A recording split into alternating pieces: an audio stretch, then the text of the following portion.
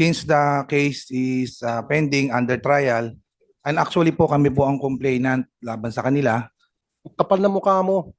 Ang kapal na mukha mo.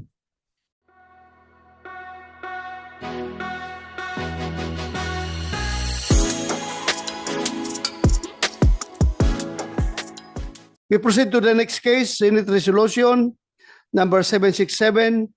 This is the Rodelio Vicente case.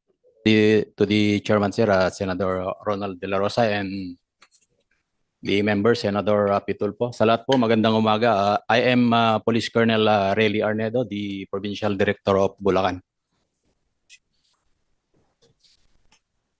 So I'm here to brief you on the case of the Rodelio Vicente, sir. Please proceed. Sir, nag-umpisa ito doon sa warrant.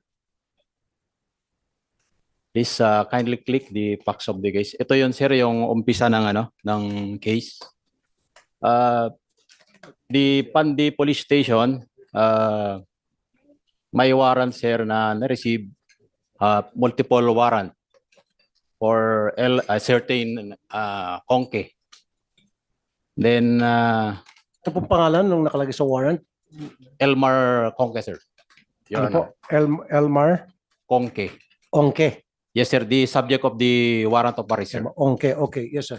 Then, accordingly, may information that that subject of the warrant ay nakatira, nandun sa bahay ng Vicente family. Okay. So, as yung warrant server, So, sir, ano pangalan po ulit ng yung yung subject nyo? Elmar Conke. Elmar Conke. Your Honor. Conke. Okay. Ano Then to, yung- arrest warrant po, hindi to search warrant. Am I right? Arrest warrant, sir. Arrest warrant. So, ngayon, hawak yung warrant for Elmer Conke. May nagsabi sa inyo na asset ninyo or nakapagsabi sa inyo na si Elmer Conke ay nasa bahay ni Rodelio Vicente, sir. Rodelio Vicente. Okay, proceed, sir. Then, yun, sir, pumunta sila doon to validate the information at doon na, sir, nagkaroon na ng To validate. commotion. So, when you say to validate, paki-define po yung to validate. Validate, sir, i-confirm yung presence of the subject of the warrant. Okay. Doon, sir. And how did you do the violation? The validation? Siguro, sir, yung chief intel natin pumunta doon sa, sir, sa area at accordingly nakamotor sila. Then sabi nila about to us a certain personnel No, sir, person. huwag na tayo papasikot-sikot. Ako na lang, I'll fill in the Yes, sir, blanks. yes, sir. Pinasok yung bahay to validate. May video ako, sir. Huwag kayo magsinungaling. You're under oath, right? Under oath po ito. Pwede kita pakulong sa baba pag sinungaling ka. I have the video. Yeah. Pinasok yung bahay. You're under According oath, to the you're under oath, Colonel. sir, kung titignan kasi natin yung bahay, sir, nasa gilid eh. Kaya nga po, Sige, pero merong mga video na nakapasok at may mga witnesses na to confirm na pinasok. Ito yung bonnet gang, remember? Yes, Your Honor. Nakabonet sila, di ba? Yes, Your Honor. So, I'll fill in the blanks. Pinasok. Yun yung sabi ng mga witnesses. Yun yung nakita sa video, pumasok sa loob. Yes, Your Honor. Okay, very good. Buti na lang kasi kung hindi, muntik-muntik ka na makulong sa baba, Colonel. Promise. Okay. So, pinasok. Pagdating po sa loob ng bahay, again, yung hawak niyo po, warrant of arrest for Elmer Conke. At wala kayong kasamang hawak na search warrant. Wala, Your Honor. Okay. Despite that, pumasok kayo sa loob ng bahay, nakabonet yung mga kasama mo. What happened then nung nasa loob kayo ng bahay? Siguro, Your Honor, tanungin natin yung kasi sila yung nandun sa area, yung personnel. Dito, upo ka. Matulungan yung PD nyo sumagot sa mga tanong dahil the PD is only relying on your report. So kayong nasa ground. So kayo ngayon sumagot kung anong nangyari doon. So, Yes, kasama ka ba sa operation? Mr. Chair, Your Honor, actually, sir, we were advised by our counsel.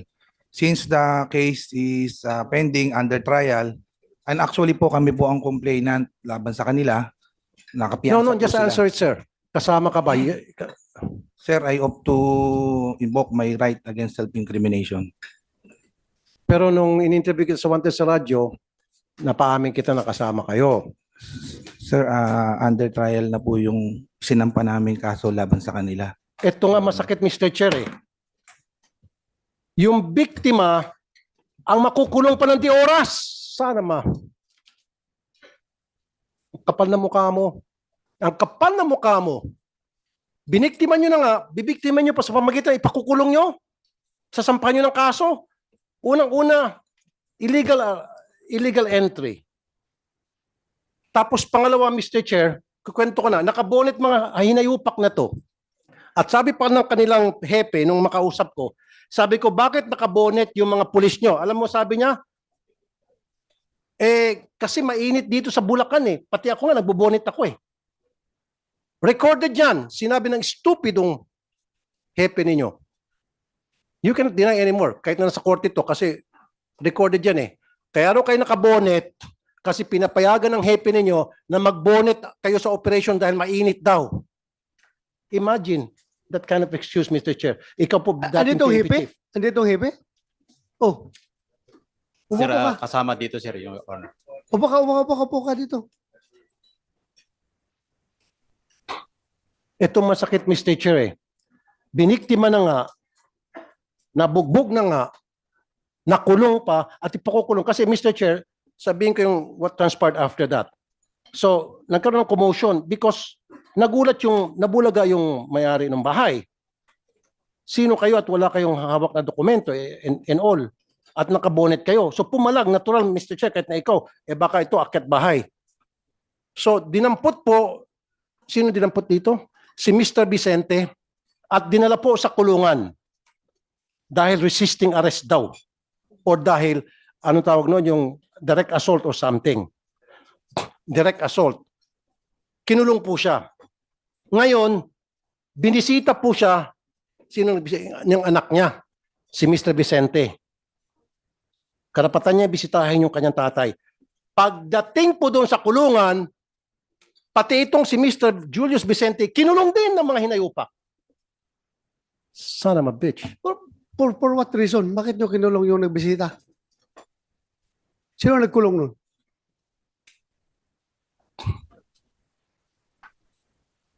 Sino nagkulong?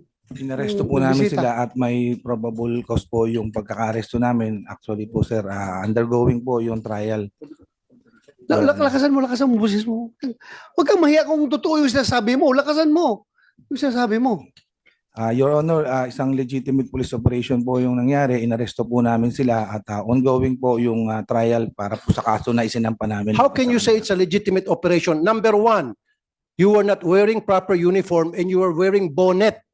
Natural, yung tao na pinasok nyo dahil wrong information binigay sa inyo at wrong house at wala kayong dalang search warrant in the first place, dapat hindi nyo pinasok yon.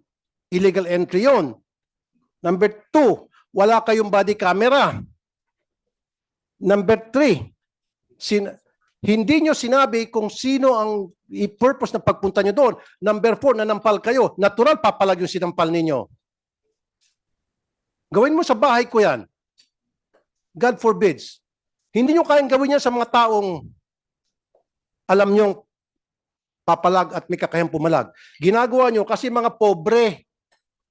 Gawin nyo kayo sa bahay ni Senator Bato de la Rosa yan. Pasukin yung bahay ni Senator Bato, tapos sabihin nyo, search warrant para kay Juan de la Cruz. Baka niratat kayo ni Senator Bato. Gets mo? Kaya nyo nagawa dito kasi alam nyo, walang kakayang lumaban. Pobre. Ang masaklap, pinasok nyo na nga, ginawa nyo na po ng illegal, binayolate nyo ng kanyang karapatan, at ngayon, kasampang pa ng kaso, ang kapal na mukha mo. Ang kapal na mukha mo, hinayupak ka. Napakakapal na mukha mo, Teniente. Comsec, you delete those words, ha? Yung, Sorry, Your Honor. Your Honor, kasi alam na alam ko tong kaso. Lumapit sa akin yung mga victims, Your Honor.